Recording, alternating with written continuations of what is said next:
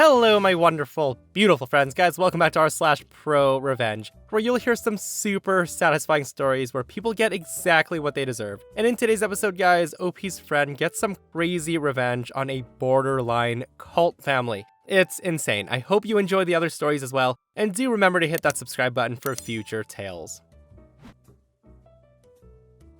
I was always the kid people picked on at school. The girls would spread rumors about me, and the boys would harass me non-stop. See, I'd always known that I'd wanted to be a nanny. I loved babysitting and looking after kids, so it seemed like a natural career choice for me. I made the mistake of telling this to a girl, who I thought was my friend, and she proceeded to tell everybody at school. As this was perceived as feminine, I instantly became the target for everyone. There was one boy who loved to terrorize me. I'll call him Jack for the sake of the story. Now, Jack was awful. He would follow me home while throwing things at me, vandalize my schoolwork, call me disgusting names, steal my stuff, cut my hair in class, etc, etc. I was terrified of him. It got to the point where I couldn't sleep from the fear of having to deal with him at school the next day. I blame him and his friends for the anxiety I had. So I reached a breaking point not long after Christmas when I was 15. My family never had a lot of money, but we got by. My mom had saved for ages to buy me my first phone. No, it wasn't the newest model, but I didn't care.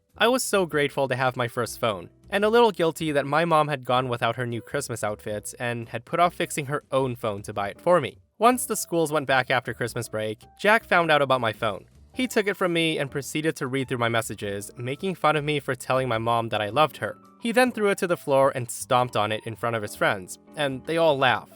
I was furious, upset, and devastated that he had destroyed something that my mom had worked so hard to buy for me. It was at this point I started planning my revenge. Now, I knew through the grapevine that Jack's mom was a stay-at-home mom. His dad had a well-paid job, and his mom was quite happy to stay at home with the kids, 4-year-old twin girls. I also knew, however, that she didn't get to go out much, as Jack would flat out refuse to babysit, and she was pretty picky when it came to who was allowed to look after the kids. I used to babysit her friend's little boy. However, for my plan to work, I had to babysit Jack's siblings. I made a few comments here and there to the little boy's mom about wanting to get a few more babysitting jobs so I could save up money for my mom's upcoming birthday. As luck would have it, the lady recommended me to Jack's mom. For the next few weeks, I would go to Jack's house and look after his little sisters. Despite Jack's awful attitude, his family was pretty nice. His little sisters were an absolute joy to look after. Now, Jack wasn't usually in the house, but when he was, I could see that it killed him to have to be civil to me, as his mom would have flipped out if he'd been horrible to me in front of her, or his little sisters. Once I decided enough time had passed, I put my plan into action.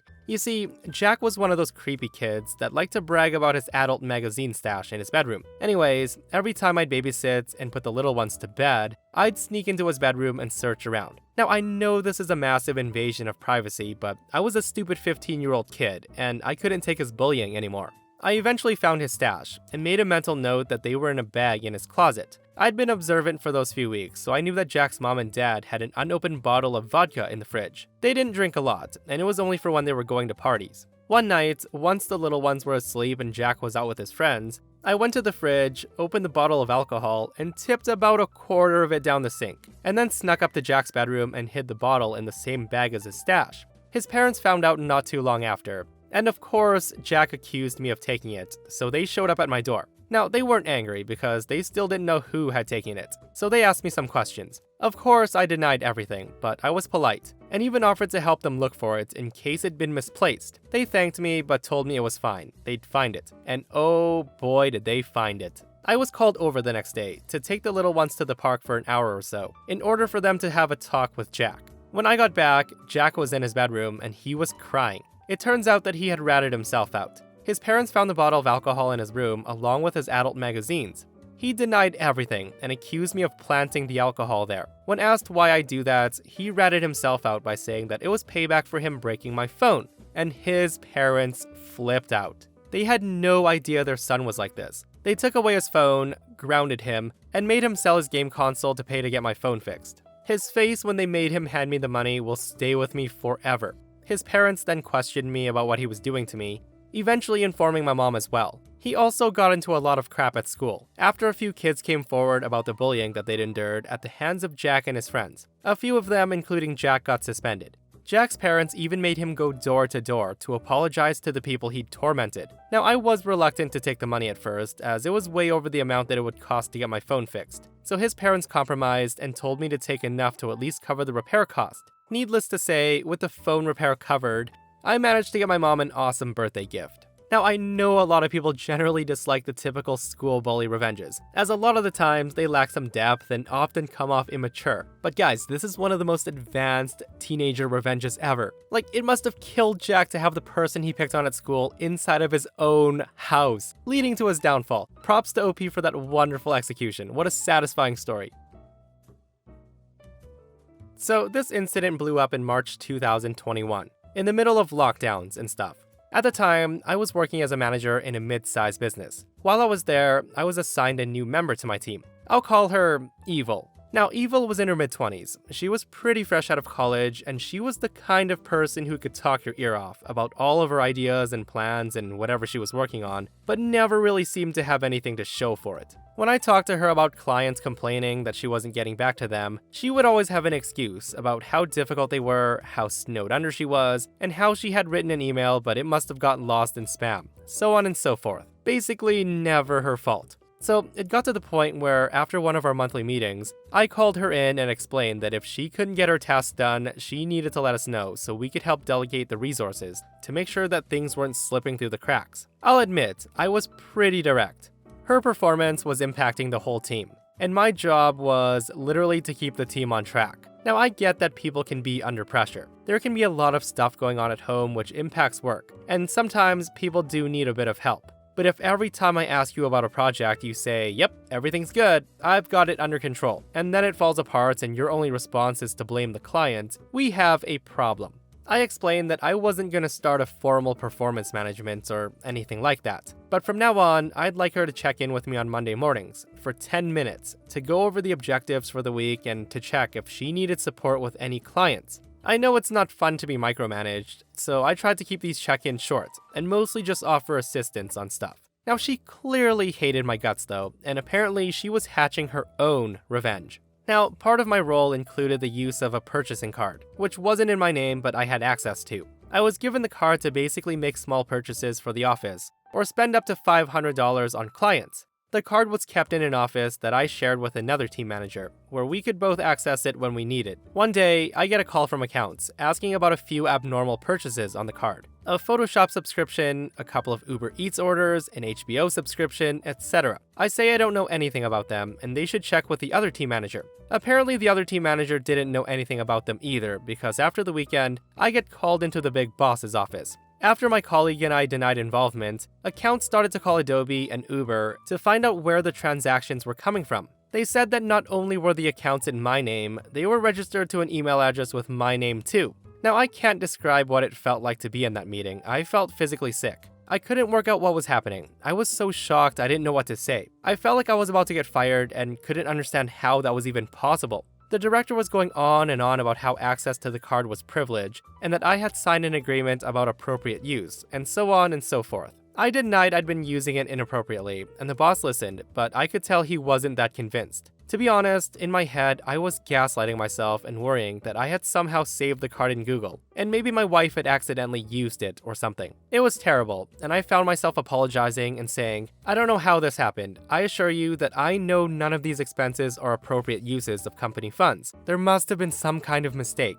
Can I please have the details and I'll look into it? When I finally got out of that office, my job still intact, barely, Evil was waiting for me at my office door. She was grinning from ear to ear and sweetly explained that she had been waiting for our morning meeting. I told her something had come up and we'd do the meeting tomorrow. And she said, "Oh, will you be in tomorrow?" Now, I was confused, so I just replied, "Yes, why wouldn't I be in tomorrow?" And she just sipped her tea and said, "Oh, no reason." She then turned around and went back to her desk. Now, something felt off, but I was still worrying about what happened with the boss, so I spent the next couple of hours calling my wife, calling Adobe, and doing the same legwork that accounts had done. It became very obvious that someone had been using my name and the company card to spend a bunch of money online. It was Uber Eats that was her undoing. After getting on the phone and talking through what had gone on, and obviously giving my name for the accounts and everything, the fellow on the phone told me where the food had been delivered. It was in our city, which made me rule out straight away any notion of my data being sold online or something. Now I was suspicious and pissed.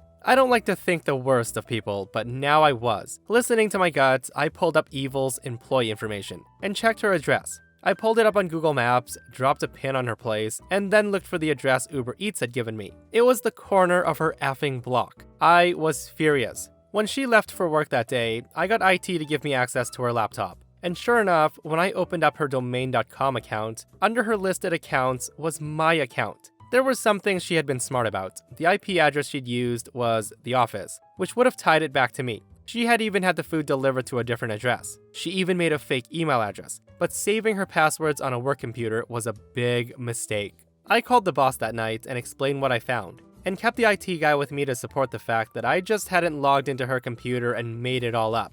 The next day, the boss calls her into the office, and he fired her so bad that there were red fire trucks lining up outside the building. When she teary-eyed left his office, I made sure I was standing in the hall sipping a cup of tea. It had gotten cold while I waited for her, but it still tasted sweet. Now I hope she went home that night, because if she did, she would have received a nice goodbye Wendy's delivered by Uber Eats, paid for on my personal card, of course. Revenge and justice can be the same thing, right? In the end, she was fired. The boss apologized, and we were on good terms when I left in October for a new gig. She never apologized, and I haven't seen her since. The boss decided not to get the police involved, and neither did I. I just didn't want the hassle. What a crazy story, guys. Yeah, let's just try to get my boss fired because he was asking me to do my job properly, and he was even willing to give me assistance. Like, what a nut job. I want to say that I hope she learned her lesson and didn't repeat that somewhere else, but who am I kidding? She probably didn't even see anything wrong with what she did. So, this story isn't about me, but two people I'm friends with. We'll call one Ray and one Justin. For some background, Ray and Justin grew up in an extremely restrictive, insular religious community that borders on being a cult. They both read a lot from a young age, even though reading outside the religion's material was discouraged. And so, both of them grew increasingly skeptical and dissatisfied with their environment, due to having this peek into the outside world. In high school, this shared mindset brought them together, and they started secretly dating. For context, dating was absolutely strictly forbidden in this religious community. You went straight from single to married with zero in between. So when Justin and Ray's parents caught them dating, they forced them to get married. Now, just to be clear, it wasn't like they were even having sex. They basically were just driving around together, holding hands, and it was very tame, sheltered kid stuff. Ray and Justin lived together as husband and wife, but unfortunately for their families, putting those two together doubled their resiliency. And together, they cooked up a plan to get out. They set up a secret bank account at a bank outside the religious community's influence, since their families had access to their accounts. And everybody who worked at the main bank was also in the same community, and they gossiped about everybody's financial transactions. They started squirreling away money in small amounts that the family wouldn't question being missing from their paychecks. When they were 20, they finally had enough money to start over, and they got out. They basically left their house in the dead of night with nothing but what could fit in their car, and they uprooted to live across the country. Pretty quickly after they moved, they decided to get divorced, since they never wanted to be married anyway. They still lived together for a while, and basically became something between platonic roommates and each other's only family. Over time, they start dating other people. Some partners were scared off by the weird relationship between them, but most got it. They understood that Justin and Ray had basically bonded through mutual trauma. I also met both of them during this time, and we became close friends. This whole time, both their families and other members of the community were relentlessly harassing them. People were showing up at their house at all hours, and they had a reason to believe that people were trying to steal their identity as well. Then Justin had a bad accident, a really bad accident. He was on his bike and a car blew through a stop sign without slowing down and plowed right into him. He had to be rushed to the hospital and landed in the ICU. Ray was his emergency contact, and I was with her and some other friends when she got the call. I immediately drove her to the hospital with a couple of other people, and she was melting down, understandably. The hospital staff wouldn't let us all in when we got there, but they let Ray in. She came out periodically to let us know what was going on. Justin wasn't unconscious, but he was totally out of it, and he didn't seem to know that she was there. Probably from the painkillers, but she was convinced that he had permanent brain damage, and basically the group of us were just soothing her and reassuring her that it's gonna be fine. We'd been there all night and part of the day at this point, and the medical staff was giving us reason to be hopeful, but things get worse. To this day, no one knows how they found out, but after 14 hours after Justin's accident, his parents, uncles, and grandfather showed up. They immediately had all of us removed from the ICU, Ray included. Unfortunately, as his ex-wife, she was no longer his legal next of kin, and she had no rights against his blood family. At this point, she was absolutely hysterical and inconsolable. She was convinced that Justin's family would hurt him. Now, I'm ashamed to say that the three of us that were there with her thought that she was overreacting. We all knew Ray and Justin had left a messed up situation, but it wasn't like his own family would do anything to impede his recovery, would they? She was getting angry with us for trying to calm her down, and tried to explain that according to her religion, she and Justin deserved punishment from God, and only the greatest suffering could prompt repenting and redemption. She said their families embraced this thinking and wanted them to suffer, because it would prove that they did the wrong thing by leaving, and suffering would drive them back to the fold. She said as long as Justin was with his family, he wouldn't be safe. One of our friends who worked for the hospital came and found Ray at this point. She made Ray swear up and down that she wouldn't tell anyone she told her this, because she could get in deep trouble for releasing privileged information to someone unauthorized. She told Ray that she had caught wind that Justin's parents were aggressively demanding the hospital release him into their care, and they were involving lawyers. The hospital was currently refusing because Justin wasn't stable enough to leave, but our friend warned Ray that as soon as Justin got stable, or the lawyers scared the hospital enough, it's possible the parents would be able to take Justin. Now, hearing this shocked the rest of us, realizing his parents were not only willing to remove Justin from the hospital that saved his life, but they were actively trying to do it. It made us really get for the first time why Ray was going out of her head with fear. At this point, Ray snapped into do or die mode. Convinced that Justin was about to literally die if she didn't act, she decided she would do everything in her power to start a fire at home, so Justin's family would want to run back to put it out. And this wasn't too hard, because she had a lot of dirt on the whole community where she came from. Like a madwoman, she started blowing the whistle all over Justin's family. She called the IRS fraud hotline, and she detailed all the ways that the family business was committing tax fraud. She then submitted an ATF tip about how that same family business was illegally selling firearms without a license and without following any proper protocols, and was knowingly selling guns to convicted felons. She then reported one of Justin's uncles for owning several guns as a convicted felon. She also reported Justin's mom's unlicensed daycare business, which was apparently extremely shady, including having over 30 kids packed into one house. She then called CPS on Justin's uncles and his parents for keeping their kids out of school and for physical abuse in one uncle's case. In all of these reports, she provided extensive details. She then finished her calls and emails and then waited. We all waited for several hours and nothing happened. Then miraculously, Justin became lucid enough to understand what was going on and to make his own decisions, and he kicked his family out again. From there began a slow but steady path to recovery. In all the relief and excitement to see Justin on the mend, we'd almost forgotten about Ray's campaign of desperation, until a couple of weeks later, when the screaming voicemails started pouring into both of them. First, the business was being investigated by the IRS, and then it was being investigated for illegal firearms dealing, and then the daycare was getting investigated. At first, Ray felt a little guilty, but then she was like, you know what, no regrets, they would have killed Justin. From what they've been able to piece together in the year and a half since this happened, the business has gone under, and the daycare is shuttered. The uncle is 6 months into a new 5-year prison sentence for firearm possession. CPS investigated, which scared the family, but nothing really came of it, which is especially sad in the case of the cousin being physically abused. That said, the parents are now too scared to keep their kids home from school, and with the unlicensed daycare shut down, mom's not exploiting her daughter's labor anyway, so she has no incentive to keep them home. So Justin's siblings are at least getting their education. Justin and Ray are both happy and thriving, but Justin unfortunately will never fully recover from the accident. He's got some permanent neurological damage that results in tremors, but he's pumped to be alive. He can work a full-time job, and he can still be pretty physically active. As far as I'm concerned, he wins. Guys, what an absolutely crazy story. And I love how Ray acted so quickly and decimated the family. Guys, I couldn't imagine what would have happened if Justin was released back into his family's care. And I don't even want to think about it. Hearing about cult communities scares the crap out of me. And I'm glad Justin and Ray are living the lives they want to live now. And that, my friends, brings us to another end of our /ProRevenge. Guys, I know it's been a while. And hey, thanks for popping by to listen to these satisfying revenge stories. If you missed yesterday's episode on the channel, an entitled Karen harasses an army veteran and she gets taught a lesson. I'm going to link it right here if you missed it. Check it out if you haven't, and myself and Stevie Boy will see you guys in the next one. We love you.